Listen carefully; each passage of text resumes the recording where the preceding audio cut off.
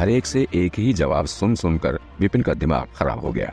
उसे समझ नहीं आ रहा था कि अब वो क्या करे। उसे लगा था कि किरव से मिली बेसिक जीवनी गोली के बदले में वो पैसे ले पाएगा, लेकिन यहाँ तो वो गोलियां किसी को चाहिए ही नहीं थी।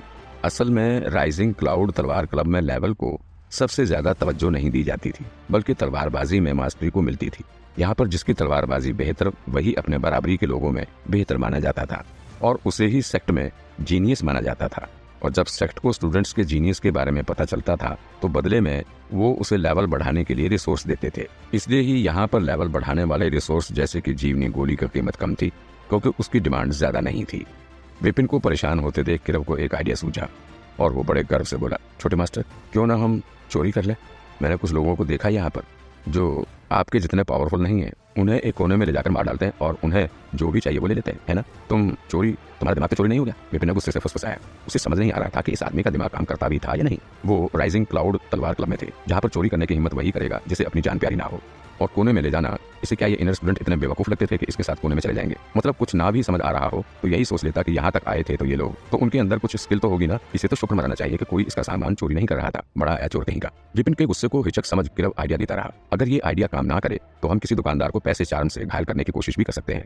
अभी कुछ देर पहले ही मैंने एक बड़ी सुंदर सी इनर स्टूडेंट को देखा जो वहाँ सामान बेच रही थी और बस विपिन ने सिर पीट लिया। अगर मुमकिन होता तो वो सच में इस किरव के बच्चे को लात मारकर यहाँ से भगा देता और एक ही बारी में उससे छुटकारा पा लेता, लेकिन वो ऐसा कर नहीं सकता था। इसलिए हाथ हिलाते हुए बोला, जाओ जो करना है करो, बस किसी से ये मत कहना कि तुम मेरे साथ हो और ना ही मुसीबत में पड़ने के बाद मेरे पास आना। इतना कहकर विपिन उसे ऐसे ही छोड़कर चल दिया। उसने कुछ और दुकानें देखी और पूछताछ करने पर पता चला कि मिस्टिक टोकन का प्राइस यहाँ पर एक ही था। सभी टोकन 20 क्लब कॉइन के थे और बेसिक जीवनी गोली सच में 2 क्लब कॉइन की ही थी। यानी अगर वो अपनी सारी दौलत भी लुटा देगा तो भी उसके पास इतने पैसे नहीं होंगे कि एक टोकन खरीद सके।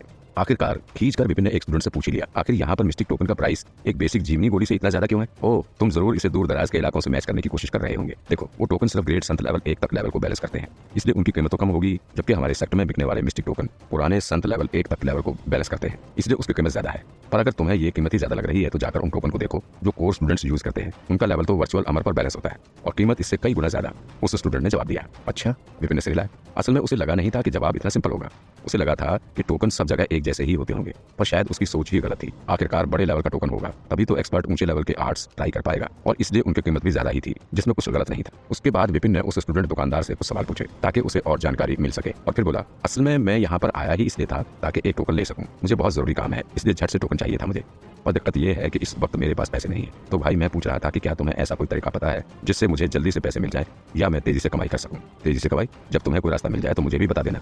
अगर मेरे पास कोई आइडिया होता तो यहाँ अपना सामान बेच रहा होता क्या मैं? स्टूडेंट ने विपिन को ऐसे देखा जैसे वो पागल हो, और ये जवाब सुन विपिन शर्म से सिर खुजाता रह गया। सामने वाले की बात भी सही थी। खैर वो भी आगे चल पड़ा। वहां से जाने के बाद वो मार्केट की गलियों में सोच विचार करता चले जा रहा था। मेरे पास बस 7 बेसिक जीवनी गोलियां हैं और एक स्टोरेज रिंग, इन्हें बेचकर भी मुझे 20 क्लब पॉइंट नहीं मिल पाएंगे। अगर उसके पास कोई कीमती चीजें होती तो वो भी अपना स्टोर खोल लेता बाकी के इनर स्टूडेंट्स की तरह, लेकिन प्रॉब्लम ये थी कि इस वक्त उसके पास ऐसा कुछ था भी नहीं। अब स्टोरेज रिंग को ही देख लो, कानो सिटी में इतनी दुर्लभ थी, लेकिन यहाँ सेक्ट में तो हर किसी के पास मिल जाती थी और किसी किसी के पास तो वो उधार पर भी मिल जाती थी। यानी स्टोरेज रिंग का तो यहाँ कोई मार्केट नहीं। रही बात जीवनी गोली की, तो अगर किस्मत से उसे कुछ खरीदार मिल भी गए तो भी इतने पैसे नहीं बनेंगे कि एक टोकन लिया जा सके। वो दिमाग लगा रहा था कि उसकी बिना ढलती कंगाली पर अब कैसे चांद उगाया जाए कि तभी एक बढ़िया आइडिया उसके दिमाग में आया। अरे हाँ, उस बूटी के पानी में चोटें ठीक करने की असरदार क्वालिटी है, अगर वो बिक जाए तो अच्छी कीमत मिल सकती है। असल में एनर्जन में आने के बाद से ही उसने यहाँ कुछ ज्यादा नहीं किया था और लड़ाई लड़ने के अलावा उसे यहाँ पर तेजी से पैसे कमाने का कोई तरीका भी दिखाई नहीं दिया था। ऐसे में उसके पास उस पानी के अलावा ऐसी कोई चीज नहीं थी जिसकी दूसरों को जरूरत हो, और खुशकिस्मती से उसके पास उस पानी की कई बोतलें पहले से ही थी, और क्योंकि वो पानी कुछ गोलियों से भी ज्यादा असरदार था तो उसकी कीमत भी अच्छी मिल जाएगी और क्या पता वो उससे मिस्टिक टोकन भी ले पाए। आइडिया अच्छा लगते ही विपिन ने तय कर लिया कि वो ऐसा ही करेगा, जिसके बाद बेहिचक उसने अपनी स्टोरेज रिंग से कुछ चीजें निकाली और एक स्टैंड बना लिया। फिर उसने उस बूटी के पानी की कुछ बोतलें बाहर निकाली और उन्हें अपने सामने बड़ी सफाई से रख लिया। उसे लगा इतना ही काफी होगा, लेकिन फिर जब उसने आसपास वालों को अपनी चीजों को मार्केट करते देखा तो उसने भी एक कपड़ा निकाला और उस पर लिखा दैविक मेडिसिन, और फिर शांति से बैठ गया अपने पहले ग्राहक का इंतजार करने के लिए। और तभी विपिन के स्टैंड के साथ वाले स्टैंड वाले इनर स्टूडेंट ने उसके बोर्ड को देखा और बोला, दैविक मेडिसिन? भाई मरना चाहते हो क्या? जानते नहीं कि देवता या उससे जुड़ा शब्द ऐसे कहीं भी यूज नहीं किया जाता। देवताओं को पता चला ना तो तुम्हारा नामो निशान मिटा देंगे वो। उसका रिएक्शन देख विपिन कंफ्यूज हो गया। शब्द को यूज नहीं किया जाता, लेकिन सेक्ट में ही तो स्वॉर्ड गार्ड का नाम टाइटल यूज किया जाता है ना, जिससे कभी कभी उस ऑल को भी संबोधित किया जाता है। विपिन ने पूछा, हाँ, लेकिन वो शब्द सिर्फ इसलिए यूज किया जाता है क्योंकि हमारे सेक्ट के फाउंडर ने उस शब्द को गॉड हॉल से चुराया था, लेकिन क्योंकि वो आधा ही शब्द चुरा पाए थे इसलिए वो उसका यूज किसी मामूली बिल्डिंग के नाम से ही कर सकते थे, सेक्ट के नाम में नहीं। पूरे कॉन्टिनेंट में सिर्फ मिस्टिक हॉल को इस शब्द को यूज करने का हक है। कहते हैं कि मास्टर हॉल के फाउंडर गॉड हॉल में अकेले ही घुस गए थे और उन्होंने उन देवताओं की आंखों के सामने से उनके पूरे शब्द को चुरा लिया और उससे जुड़ा मान भी। इनर स्टूडेंट ने विपिन को बताया और विपिन सोचना पड़ गया, यानी एनर्जन में कुछ शब्दों के यूज पर भी रोक है। जिसके बाद विपिन ने कुछ और सवाल किए और तब जाकर वो समझा कि आखिर हो क्या रहा था। एनर्जन, जिसे फॉर्गो कॉन्टिनेंट भी कहते थे, असल में देवताओं की छोड़ी हुई जगह थी। देवता इस जगह को नीची नजरों से देखते थे और इसलिए यहाँ के लोगों को इस शब्द के यूज पर रोक लगाते थे। ये नियम सभी पर लागू होता था, फिर चाहे वो मामूली लोग हों या सेक्ट के लीडर। अगर किसी को ये शब्द यूज करना ही था तो उसका सिर्फ एक ही तरीका था, उसे गॉड हॉल में जाना होगा और इस शब्द का मान लेकर आना होगा। पिछले कई सालों में इसकी कोशिश तो बहुतों ने की थी, लेकिन सिर्फ राइजिंग क्लाउड तलवार क्लब और मिस्टिक हॉल ही ये करने में सफल हो पाए थे। तलवार क्लब आधा शब्द चुरा पाया, जबकि मिस्टिक हॉल ने पूरा शब्द चुरा लिया। इसी से ये अंदाजा लगाया जा सकता था कि वो गॉड हॉल कितना खतरनाक होगा। सब कुछ समझ आने पर विपिन ने बोर्ड से दैविक मेडिसिन हटाया और उसकी जगह लिखा सुपर मेडिसिन। फिर थोड़ा और सोचकर नीचे टैगलाइन भी लिख डाली, सब मर्जों का इलाज पलक झपकते ही आपके पास। और बस उसके बाद करने लगा इंतजार ग्राहकों का। 2 घंटे बीत गए। कुछ लोग उसके स्टैंड पर उसकी चीज को पास से देखने के लिए आए, लेकिन जब उन्होंने बोतल को खोलकर अंदर की चीज सूंघी तो उदास वो वापस चले गए। असल में मार्केट में बेची जाने वाली ज्यादातर रिकवरी दवाई में एनर्जी भरी होती थी जो उड़ उड़कर देखने वालों के पास जाती थी, लेकिन विपिन की रखी हुई बोतल में जो था वो पानी जैसा लग रहा था। ना उसमें एनर्जी थी, ना रंगत, सब कुछ पारदर्शी था। और ऐसी फालतू की चीज पर कोई अपने कीमती कॉइन बना क्यों खर्च करेगा। देखते देखते शाम हो गई, सूरज ढल गया। जिसके बाद उदास सा विपिन पैक करके वापस जाने ही वाला था कि तभी अचानक से एक लड़की उसके स्टैंड पर आई। लड़की 20-22 साल की थी। रेनू वाणी जैसी सुंदर तो नहीं थी, लेकिन ऊंचा कद और डेलिकेट फीचर काफी खूबसूरत थे उसके। पर थोड़ी टेंशन में लग रही थी वो, मानो किसी चीज को गहराई से सोच रही हो। वो उसके पास आते ही बोली, क्या तुम्हारी दवाई सच में असरदार है? बिल्कुल, विपिन ने कहा, ये किसी भी चोट को पल भर में ठीक कर सकती है और अगर ये काम ना करे तो मैं तुम्हें पूरा रिफंड दे दूंगा। लड़की एक पल के लिए रुकी और फिर बोली, मेरे रिश्तेदार को एक गहरी चोट आई है जो कि एक अमर जीव बीस्ट ने मारी है। हमने उन पर सब तरह की दवाई यूज करके देख ली, लेकिन कुछ काम नहीं कर रहा, इसलिए मैं तुम्हारी दवाई भी एक बार ट्राई करना चाहती हूँ। एक बोतल कितने की है? असल में वो लड़की सच में बड़ी टेंशन में थी। उसके परिवार के ही एक जन को ये चोट लगी थी, जिसे सेक्ट के बेस्ट डॉक्टरों ने ठीक करने की कोशिश की और उन सभी के इलाज बेकार हो गए। उस चोट पर मानो किसी भी चीज का असर ही ना होता हो। ऊपर से चोट बढ़ती जा रही थी, इसलिए ही वो इतनी टेंशन में कभी इस मार्केट में तो कभी कभी उस मार्केट में आती जाती रहती थी, इस आशा में कि शायद उसे कोई चमत्कार मिल जाए। और जब उसने विपिन का बोर्ड देखा जिसमें उसने सभी मर्जों का इलाज देने का वादा किया था, ये सोचकर कि इसे भी ट्राई करके देखने में क्या जाता था, क्या पता इसी से उसका रिश्तेदार ठीक हो जाए। इधर आखिरकार एक ग्राहक को देख विपिन को भी चैन आ गया था। अब बस उसे किसी तरह से कमाई करनी थी, इसलिए कीमत पूछने पर उसने कहा, एक बोतल 20 क्लब कॉइन की है। 20 क्लब कॉइन डाका डाल रहे हो क्या? लड़की बोली, नॉर्मल रिकवरी गोलियां, फिर चाहे वो वर्चुअल अमर लेवल की ही क्यों ना हो, ज्यादा से ज्यादा 10 क्लब कॉइन की होती थी। और ये बोतल जिसके अंदर शायद सिर्फ पानी भरा हुआ था, उसके 20 क्लब कॉइन। ये तो सच में ठगी था। लेकिन लड़की का रिएक्शन देख विपिन को बुरा नहीं लगा। उसने शांति से कहा, देखो मैं जितनी कीमत मांग रहा हूँ मेरी चीजें उस लायक है भी। मैं इतनी कीमत मांगने की हिम्मत भी नहीं इसलिए कर रहा हूँ क्योंकि मुझे अपनी दवाई पर पूरा भरोसा है, वरना ऐसे स्टैंड लगाकर ऐसी कीमत मांगकर कोई मरना क्यों चाहेगा। अब तुम्हें खरीदना है तो खरीद लो, वरना लगता है कि कीमत ज्यादा है तो रहने दो। बस ये जान लो कि कीमत बदलेगी नहीं। इतना कहकर विपिन ने आंखें मूंदी और शांति से बैठ गया, मानो उसे कोई फर्क ही ना पड़ता हो कि लड़की उसकी चीज ले रही थी या नहीं ले रही थी।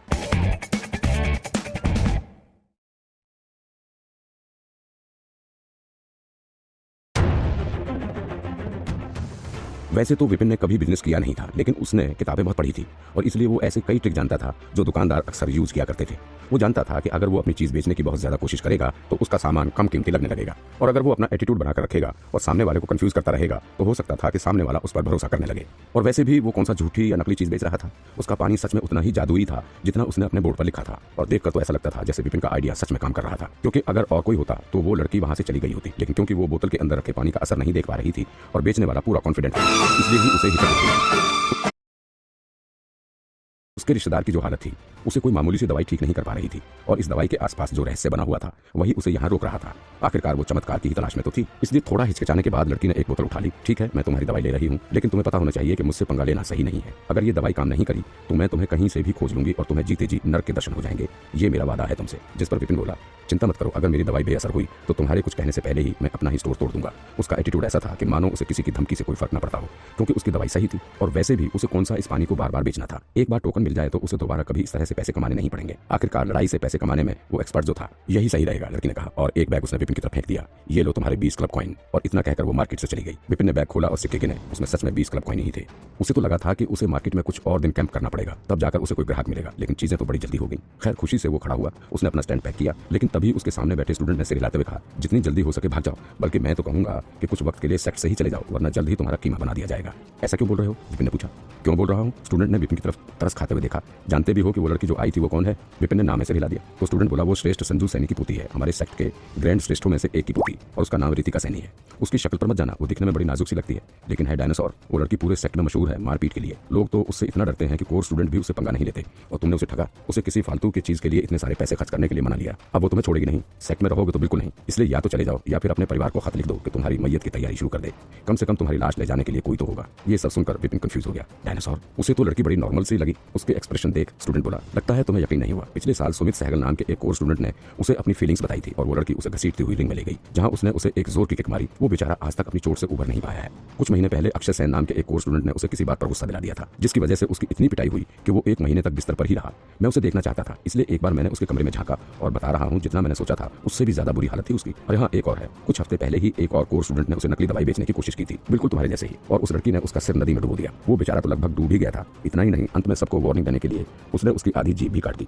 अब जब कोर स्टूडेंट भी उससे नहीं बच पाए तो तुम कैसे बच पाओगे? ओह, विपिन सिर खुजाने लगा। वो लड़की सच में इतनी नाजुक थी कि उसके साथ ही सारी बातें मैच ही नहीं कर रही थी। उसकी शक्ल से तो नहीं लगता था कि वो इतनी बड़ी फीमेल गुंडी होगी। उसे अब भी यकीन न करते देख स्टूडेंट ने आए भरते हुए कहा, जानते भी हो वो कितनी पावरफुल है? विपिन ने नाम से गिरा दिया। तो स्टूडेंट आगे बोला, पिछले साल जब उसने सुमित से लड़ाई की थी तो वो वर्चुअल अमर लेवल स्टेज 4 पर थी। उसके बाद आगे गई या नहीं ये तुम खुद ही सोच लो। कहते हुए उस स्टूडेंट ने अपना स्टैंड विपिन से दूर करना शुरू कर दिया और बोलने लगा, जो भी हो पहले मुझे हम दोनों में थोड़ा अंतर बनाने दो। जब वो तुम्हें मारने आएगी तब मैं उस झगड़े में नहीं पड़ना चाहता। उफ, सच में आजकल बिजनेस करना कितना मुश्किल हो गया है। एक तो पहले खुद लो प्रोफाइल रखो और ऊपर से जानबूझकर मौत के मुंह में जाने वालों को रोको भी, कितना काम करना पड़ता है। उसके लेक्चर सुन विपिन की बोलती बंद होगी और फिर वो हिम्मत करके बोला, रहने दो, स्टैंड हिलाओ मत, मुझे बस एक मिस्टिक टोकन चाहिए, उसके बाद मैं जा ही रहा था। इतना कह विपिन ने अपना सब कुछ पैक किया और खड़ा हो गया। वो यहाँ मार्केट में आया ही सिर्फ टोकन के लिए था। अब जब उसके पास पैसे आ गए हैं तो वो जाकर टोकन ले सकता था और यहाँ से जा सकता था। सब कुछ समेट विपिन सामने वाले दुकान पर गया और पैसे का बैग देते हुए बोला, मुझे एक मिस्टिक टोकन चाहिए, ये लो 20 क्लब कॉइन। ये काफी नहीं है, टोकन की कीमत बढ़ गई है, अब तुम्हें उसी टोकन के 25 कॉइन देने पड़ेंगे। स्टोर वाले स्टूडेंट ने कहा और बैग विपिन की तरफ वापस फेंक दिया। कीमत बढ़ गई है, पर तुमने तो कहा था कि ये बस 20 क्लब कॉइन का था। विपिन ने कहा, हाँ 20 ही कहा था, लेकिन अब जब तुमने रितिका सैनी से दुश्मनी ले ली है तो तुम मारे ही जाओगे, और अगर उसे ये पता चल गया कि मैंने तुम्हें कुछ बेचा है और वो मुझे भी परेशान करने लगी तो इसलिए ही एक्स्ट्रा 5 कॉइन मेरी इमरजेंसी मेडिकल फी और मेंटल शांति के लिए। वो तो मैं तुम्हें दोस्त मानता हूँ, इसलिए मैंने सिर्फ 5 से कीमत बढ़ाई है। अगर और कोई होता तो मैं उसे टोकन बेचता ही नहीं। स्टूडेंट ने साफ साफ कह दिया। तुम? और विपिन का मूड खराब हो गया। क्या सच में वो लड़की डायनासोर जितनी डरावनी थी? पर विपिन भी इतनी आसानी से हार मानने वाला नहीं था। वो दूसरे स्टोर में गया मिस्टिक टोकन मांगने के लिए, लेकिन किसी ने भी उसे एक टोकन भी नहीं बेचा, और उनके रिएक्शन से साफ था कि वो डायनासोर वाली खबर उन सब ने सुन ली थी और खुद को बचाने के लिए वो विपिन के साथ कोई ट्रेड नहीं करना चाहते थे। ये लोग भी ना, विपिन ने दांत पीसते हुए कहा। अब तो उसे भी क्लब का आइडिया ही अच्छा लग रहा था। इन्हें कोने में ले जाओ और लूट लो, ये लोग वैसे भी फट्टू ही मालूम पड़ते हैं। छोड़ दे विपिन, उसने आहें भरते हुए खुद से ही कहा। उसका लूटपाट का कितना भी मन कर रहा हो, लेकिन ऐसा करना सही नहीं था। इसलिए उसने खुद को शांत किया और सोचा उसे बस टोकन पाने का कोई और तरीका ही खोजना होगा ना, तो खोज लेगा। उसके लिए अपने उसूलों को तोड़ने की जरूरत नहीं थी उसे। वो मार्केट से जाने ही वाला था कि तभी अचानक से किरव उसके पास आया और बोला, छोटे मास्टर, जो मिस्टिक टोकन आपको चाहिए था वो मुझे मिल गया है। इतना कहे उसने 2 टोकन उसे दे दिए। और विपिन, वो कभी टोकन को देखता तो कभी किरव को। आधे दिन की मेहनत के बाद भी उसे एक टोकन भी नहीं मिल पाया था, तो फिर उसके नौकर को 2 कैसे मिल गए, वो भी बिना पैसे और बिना किसी चीज के। उसकी कंफ्यूजन देख किरव हंसते हुए सिर खुजाते हुए बोला, मैंने आपको बताया था ना, एक सुंदर इनर स्टूडेंट। लेकिन इससे पहले कि वो विपिन को आगे कुछ कह पाता, विपिन ने देखा कि एक मोटी सी लड़की कम से कम 150 किलो की उसके पास आई और किरव से बोली, डार्लिंग जल्दी चलो, मेरा बेड बहुत बड़ा है और बहुत सॉफ्ट है। हाँ बेबी अभी आया, किरव ने बड़े प्यार से जवाब दिया। फिर विपिन से बोला, छोटे मास्टर मैं जा रहा हूँ, डिटेल में वापस आने के बाद बताऊंगा। और फिर वो बड़ी खुशी से उचकता हुआ मार्केट से जाने लगा उसी मोटी लड़की के साथ में, और विपिन ने अपने ही बाल नोच लिए। ऐसा लग रहा था आज सच में उसकी आंखें खुल गई थी।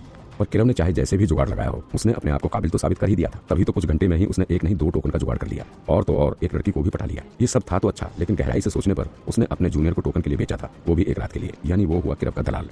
विपिन हिल गया और फिर सिर हिलाते हुए उसने तुरंत अपने दिमाग से ये ख्याल भी निकाल दिया। संजू सैनी के घर के ऊपर एक बीस्ट की चीख सुनाई दी, जिसके ऊपर से कूदी रितिका और सीधे घर के अंदर जाने लगी। उसे देख एक बूढ़ा आदमी आया। मिस, ये आदमी सूरज सैनी था, संजू सैनी का पर्सनल बटलर। सूरज और संजू साथ साथ ही बड़े हुए थे और दोनों सेक्ट में भी साथ में ही आए थे। हाँ, सूरज को सेक्ट में बहुत ज्यादा लोग नहीं जानते थे, लेकिन जो भी जानते थे उन्हें पता था कि सूरज कोई मामूली बूढ़ा आदमी नहीं था। सूरज को पता था कि रितिका शायद हमेशा की तरह जड़ी बूटी लेने गई होगी, इसलिए वो उसे समझाने लगा। मिस, मैं आपकी फीलिंग्स समझता हूँ, लेकिन बड़े मास्टर की चोटें उनकी आखिरी ट्रिप से ही ऐसी हैं। उनके घावों में कोई अजीब सी अनजान एनर्जी है जो उन्हें अंदर से काट रही है। आप भी जानते हैं कि सेक्ट में मौजूद हर चीज हमने यूज करके देख ली है और कुछ भी काम नहीं कर रहा। ऐसे में आपका आउटर स्टूडेंट्स और इनर स्टूडेंट्स की मार्केट में बार बार जाना बेकार है, क्योंकि जब सेक्ट की चीजें ही काम नहीं की तो उनकी चीजें भला कैसे काम करेंगी। इसलिए अपना टाइम वेस्ट करना बंद कीजिए। उसके दादा की आखिरी ट्रिप ब्रोकन सिटी में थी, जो कि उनके फॉर्गो कॉन्टिनेंट की सबसे सुनसान जगह थी। कहते थे कि वहाँ खजाने गड़े हुए थे, लेकिन जो भी वहाँ जाने की हिम्मत करता था उसके लिए वहाँ बड़े खतरे पहले से ही इंतजार कर रहे होते थे। उसके दादा के साथ भी वही हुआ। चोट तो मामूली लगी थी उन्हें, और सेक्ट के तीसरे श्रेष्ठ होने की वजह से अब तक उनका इलाज हो भी जाना चाहिए था, लेकिन क्योंकि चोट ही इतनी अजीब लगी थी कि मामला गड़बड़ हो गया था और उस पर जो भी इलाज किया गया वो सब बेकार हो जाता था। ऊपर से हर दिन उनकी कंडीशन और बिगड़ती जा रही थी। आज तो उन्हें देखकर ऐसा लगता था कि जैसे वो बस कुछ ही दिन के मेहमान थे और कभी भी उनकी मौत हो सकती थी। और इसलिए ही आज रितिका फिर से मार्केट गई थी, रोज की तरह कुछ जादुई इलाज खोजने के लिए जो काम कर जाए, और हमेशा की तरह आज भी कुछ लेकर आई थी। रितिका भी सूरज की बात समझती थी। थी, लेकिन बात उसके दादा की थी, इसलिए वो शांत नहीं बैठ सकती थी और इसलिए ही वो बोली, मैं जानती हूँ कि आप सही बोल रहे हैं। लेकिन वो रुक गई, ये ना कह सकी कि लेकिन उसके दादा के अलावा उसका और कोई नहीं था, तो वो उन्हें शांति से बैठकर मरते हुए कैसे देख सकती थी। बिना कहे भी सूरज उसकी फीलिंग्स समझता था, इसलिए वो हल्के से मुस्कुरा दिया और धीरे से बोला, तो इस बार क्या लेकर आई हो, मुझे देखने दोगी? ये कहते हुए रितिका ने बोतल सूरज को दे दी।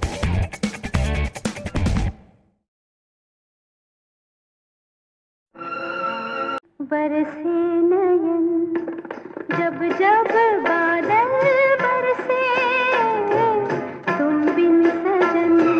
बरसे नयन जब जब बादल बरसे। मजबूर हम मजबूर तुम, दिल मिलने को तरसे। मजबूर हम मजबूर तुम, दिल मिलने को तरसे।